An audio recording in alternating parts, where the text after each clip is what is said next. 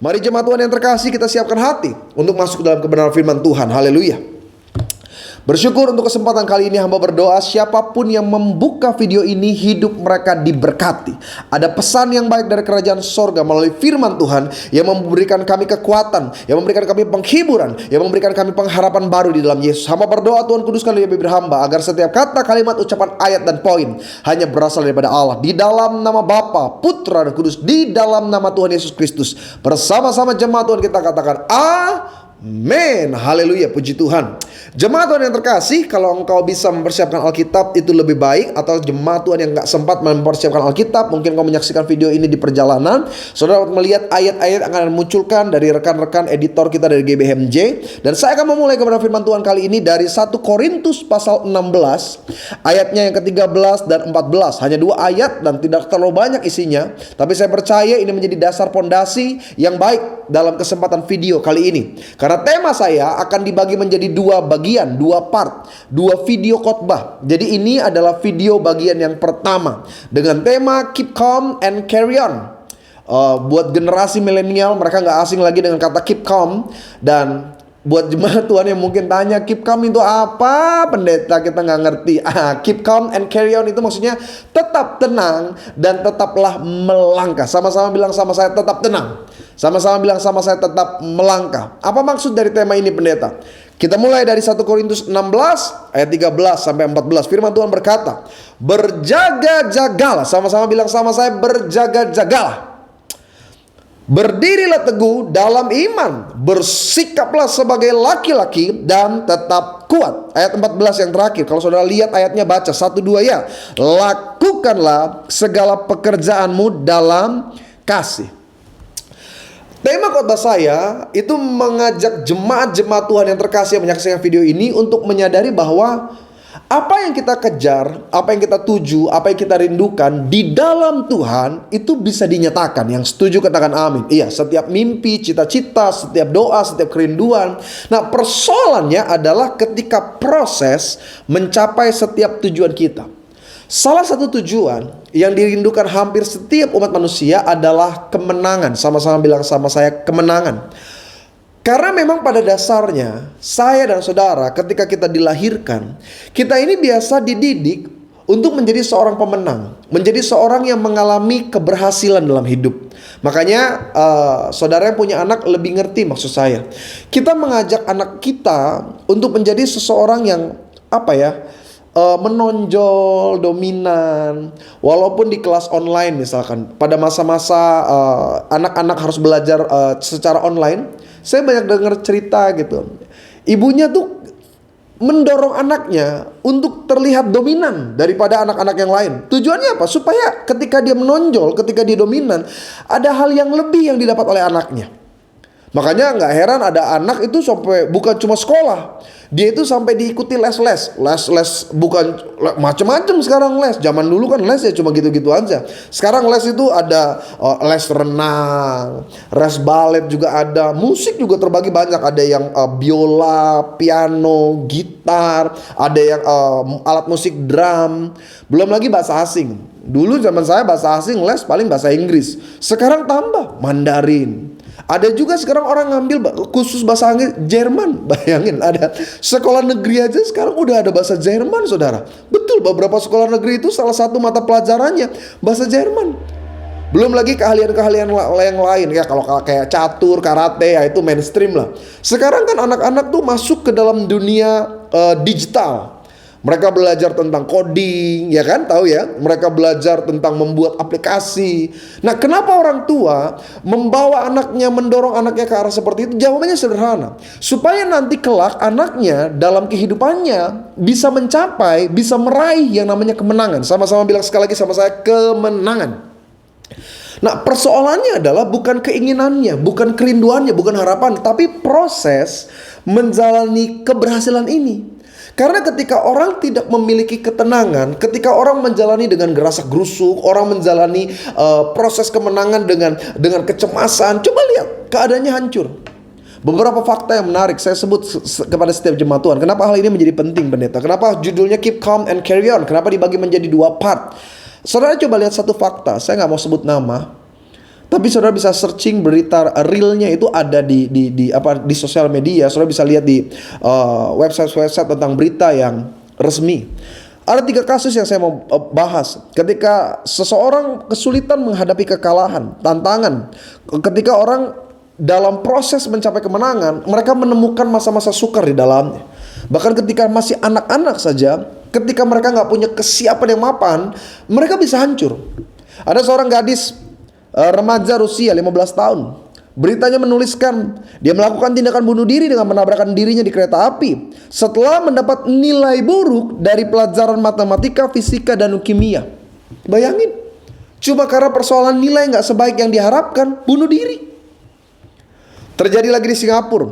Bocah laki-laki usia 11 tahun, kelas 5 SD, ditemukan di aspal apartemen dengan luka parah pada kepala. Kenapa? Gara-gara melompat. Ketika coba dicari tahu apa sih penyebab kok anak ini lompat dari apartemen. Apakah dia dijahati orang atau ada orang memang berencana membunuh dia? No. Kenyataannya CCTV membuat semua orang bingung. Ini anak benar-benar lompat. Tapi sebelum lompat dia lihat dulu 1 lembar, mungkin itu hasil ujian, whatever, saya nggak tahu. Tapi intinya ditulis di dalam berita itu, secara resmi dikatakan anak itu lompat karena depresi atas nilai-nilainya yang tidak sebaik tahun lalu.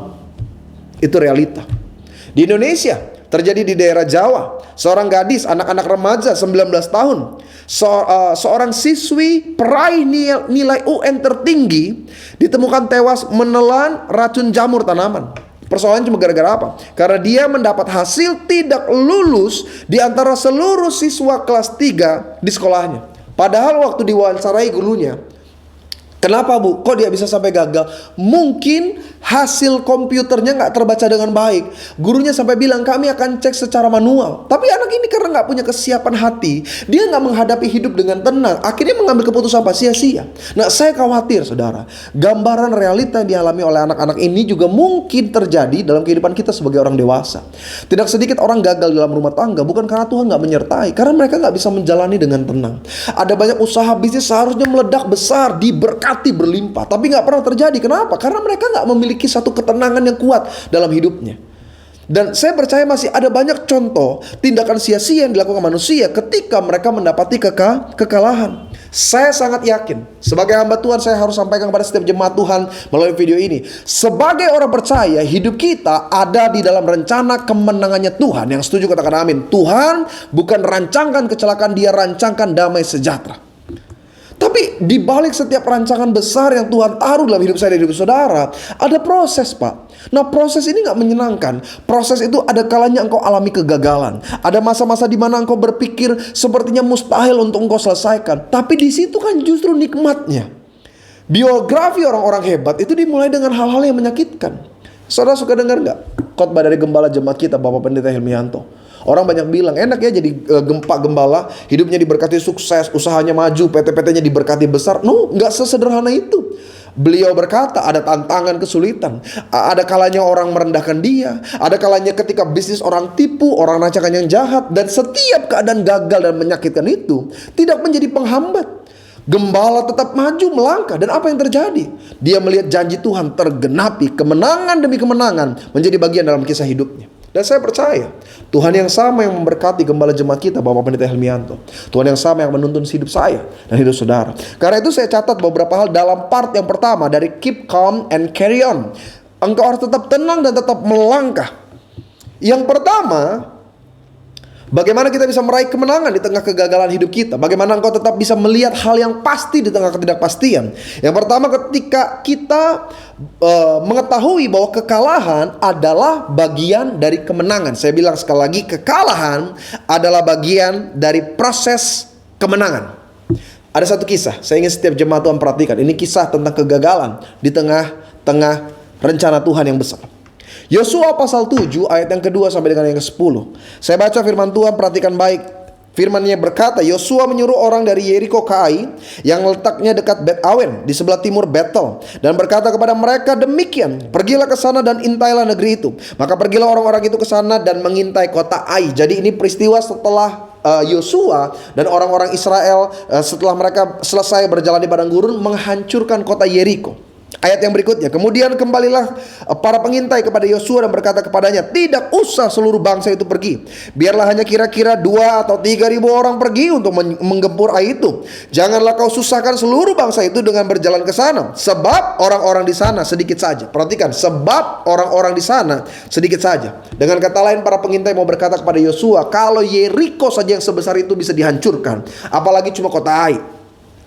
Maka berangkatlah kira-kira 3.000 orang dari bangsa itu ke sana, tetapi mereka melarikan diri di depan orang-orang Ai. Sebab orang-orang Ai menewaskan kira-kira 36 orang dari mereka. Orang-orang Israel itu dikejar dari depan pintu gerbang kota itu sampai ke Shebarim dan dipukul kalah di lereng. Lalu tawarlah hati bangsa itu amat sangat. Yosua pun mengoyakkan jubahnya. Perhatikan, Yosua merasa gagal. Dikatakan dia mengoyak jubahnya, dan sujudlah ia dengan muka sampai ke tanah di depan tabut Tuhan hingga petang, bersama dengan para tua-tua orang Israel, sambil menabur debu di atas kepala. Jadi kalau orang Israel zaman dulu, tanda mereka berduka, berkabung dan merasa gagal, mereka taruh debu di atas kepala. Perhatikan ayat yang selanjutnya. Dikatakan, berkatalah Yosua, Tuhanku Allah. Kalau saudara lihat ada kata di depan sebuah kalimat, biasanya itu berbicara tentang mengeluh. Mengapa engkau menyuruh bangsa ini menyeberangi sungai Yordan, supaya kami diserahkan kepada orang Amori untuk dibinasakan? Lebih baik kalau kami putuskan tadinya untuk tinggal di seberang sungai Yordan itu. Oh Tuhan, apakah yang akan kukatakan setelah orang Israel lari membelakangi musuhnya? Ayat 9.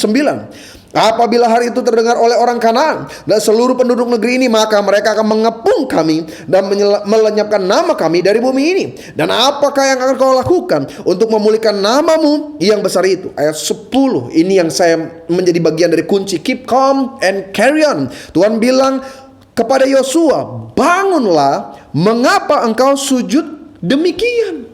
Loh, kenapa Tuhan jawab sesingkat itu, pendeta? Jawabannya sederhana. Tuhan ingin menyadarkan Yosua bahwa keadaanmu sekarang bukanlah akhir. Kekalahan, kegagalan, masa-masa sukarmu bukan garis finishnya. Makanya Tuhan bilang, bangun. Kenapa engkau sujud demikian? Kan harapan Yosua ketika dia gagal, ya Tuhan tahu gini, lebih baik kami tinggal di seberang aja sungai Yordan. Padahal udah mengalahkan Yeriko. Cuma 36 orang dari mereka dikalahkan. Yosua langsung bilang, apa yang akan kau lakukan Tuhan? Dan Tuhan nggak bilang, oh Yosua kasihan kamu lagi gagal ya. No, Tuhan berkata dengan keras, bangunlah, mengapa engkau sujud demikian? Dengan kata lain Tuhan mau bilang bahwa Yosua, kekalahanmu atas kota Ai itu bukan akhir. Ada hal yang lebih besar yang kau dapat.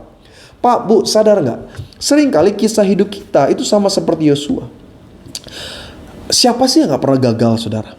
Siapa sih yang gak pernah mengalami masa-masa sukar dalam hidup? Kita pernah, setiap kita. Saya pun pernah. Pak Gembala sebagai Gembala Jemaat Pak Helmianto pasti pernah ada masa-masa gagal, masa-masa sukar, masa-masa di mana dalam kehidupan sebagai manusia kita merasa kayaknya gak mungkin. Tapi yang harus kita ingat dan kita sadari, kekalahan dan kegagalan bukan akhir segalanya. Menjadi seorang pemenang itu dibutuhkan pondasi karakter yang kuat untuk mampu bertahan dengan kemenangannya. Saudara paham gak? Seorang petinju, iya kan? Ya. Seorang petinju itu bukan hanya dilatih memukul musuh, dia juga dilatih untuk menerima pukulan musuh. So bisa bayangin gak seorang petinju dia yakin pukulannya kuat, hebat gitu. Lalu gak diberikan pondasi dasar bahwa engkau juga akan dipukul oleh musuhmu. Lalu waktu dia naik ring, dimulai, ayo sini maju. Dia pukul, gak kena. Dia pukul lagi gak kena. Tiba-tiba musuhnya dia pukul, dia kena dia punya pipi, jeger. Terus dia mulai nangis. Kok gitu sih? Sakit tahu. Bisa bayangin gak? Tapi itu kan yang terjadi dalam hidup kita. Orang mau mencapai kemenangan, keberhasilan, kesuksesan, kejayaan, apapun sebut namanya, silakan. Tapi di tengahnya ada proses. Dan bagaimana proses ini bisa kita lewati sampai akhirnya kita keluar sebagai pemenangnya? Ketika engkau punya dasar karakter yang bisa bertahan dalam hidup. Dunia itu keras, life is tough. Dunia itu penuh dengan tantangan dan kesulitan. Dalam dunia pekerjaan, ya kan? Dalam dunia bisnis, dalam dunia dagang. Aduh, orang sebut istilahnya dunia rimba. Siapa kuat dia menang. Kalau kita gak punya daya tahan, kalau kita gak punya kesadaran atas apa yang sedang kita alami, hidup kita penuh dengan kekecewaan. Kita bahkan menyalahkan orang-orang di sekitar. Kita mulai bilang, Tuhan kenapa engkau gak memelihara saya? Padahal di tengah keadaan yang buruk, Tuhan sedang mempersiapkan sesuatu yang besar. Saya pernah tanya ini dalam setiap khotbah saya. Mana lebih mahal? Jus anggur atau anggur beralkohol? Jus anggur atau anggur beralkohol? Bahannya sama gak? Yes, bahannya sama. Sama-sama anggur. Mana lebih mahal? Jus anggur atau anggur beralkohol? Kenapa jus anggur lebih murah daripada anggur beralkohol? Karena siapapun bisa bikin jus anggur. Saudara nggak perlu keahlian khusus. Saudara asal punya blender, saudara ada gula, air, es, masukin itu anggurnya, atau saudara punya juicer, saudara tinggal masukin jadi jus anggur. Tapi untuk membuat anggur beralkohol butuh knowledge, butuh pengetahuan, butuh experience, sampai akhirnya jadi anggur alkohol yang terbaik. Semahal-mahalnya jus anggur nggak akan pernah lebih daripada anggur beralkohol. Kenapa? Prosesnya. Untuk membuat sebuah jus anggur beralkohol, maksud saya, dia membutuhkan proses yang sangat-sangat rumit. Kalau saudara pernah datang ke Tanah Perjanjian di daerah Golgota.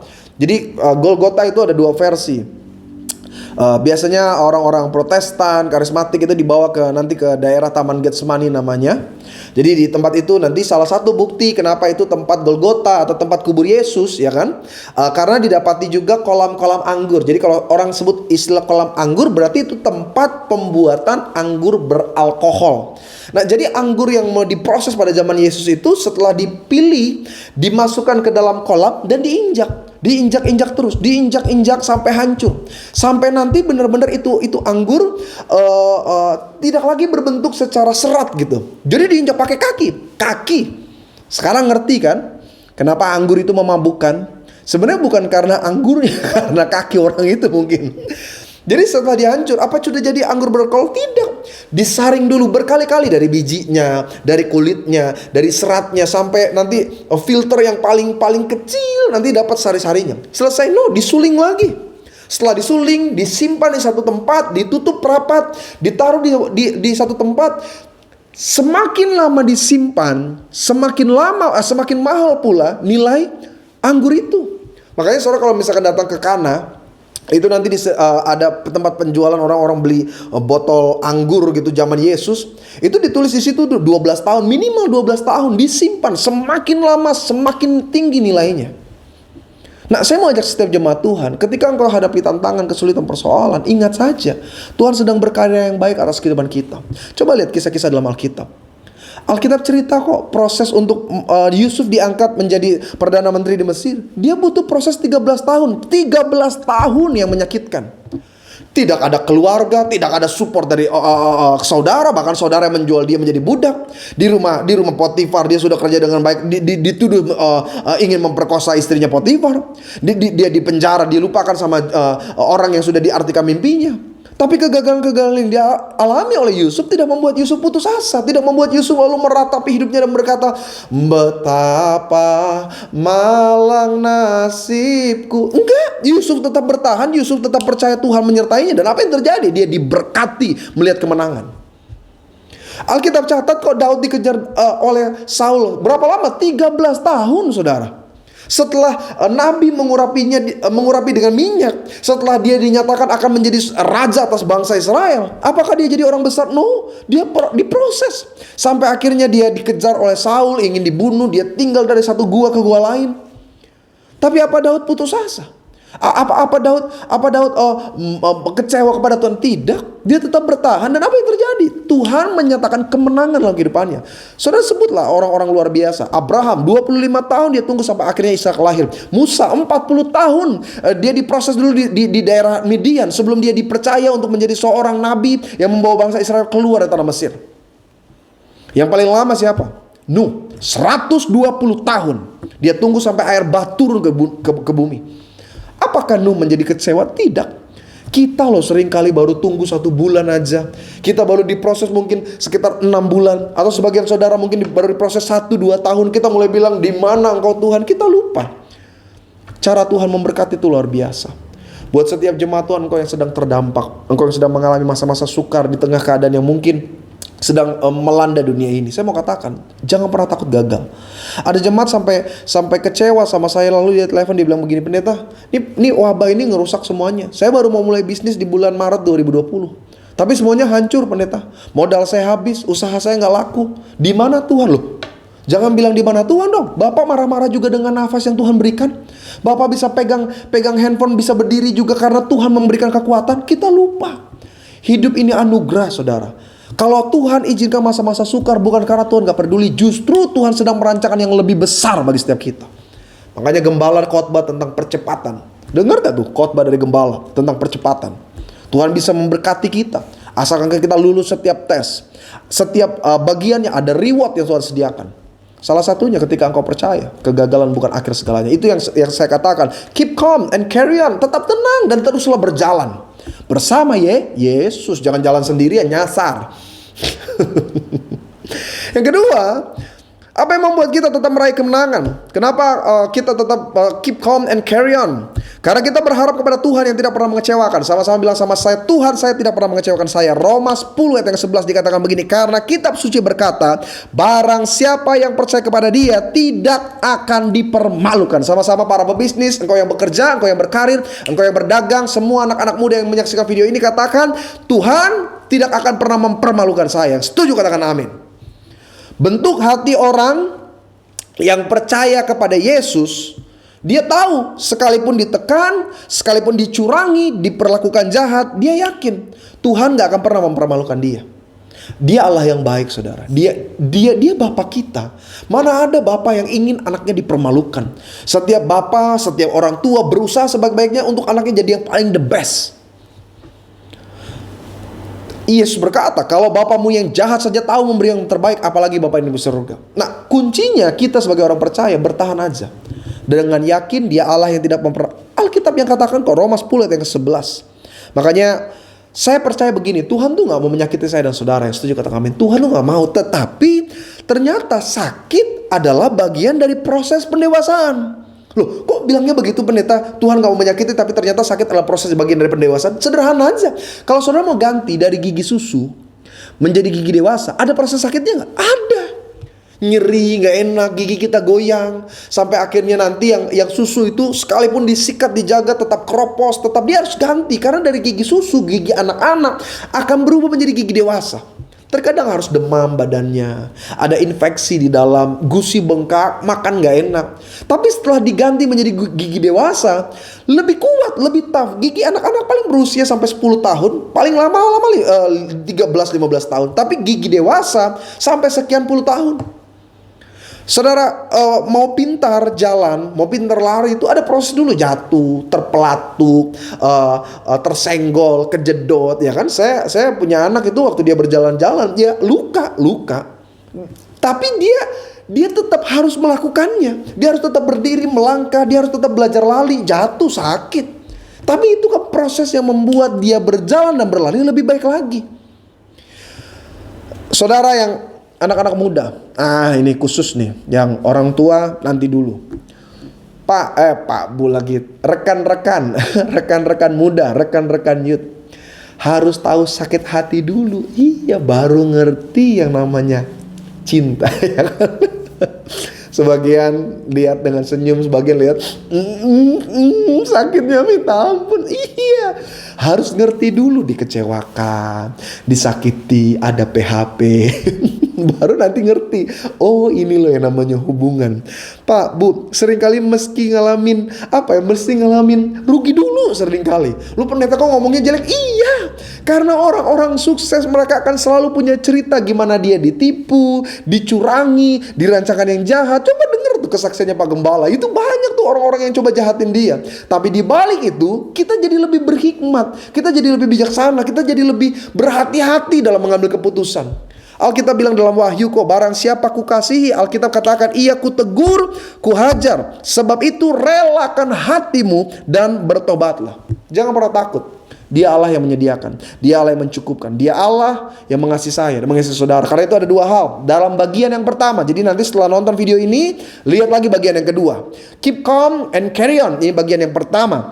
Ada dua hal bagaimana kita tetap bisa tenang, berjalan untuk meraih kemenangan dalam kehidupan kita. Karena kita percaya kekalahan adalah bagian dari proses kemenangan. Yang kedua, karena kita berharap dan percaya kepada Allah yang tidak pernah mengecewakan. Alkitab pakai kata, Dia Allah yang tidak pernah mempermalukan kita. Kita satu dalam doa, bersyukur, berterima kasih Tuhan. Siapapun yang menyaksikan video pada bagian satu ini dari Keep Calm and Carry On, Tuhan menyertai hati mereka.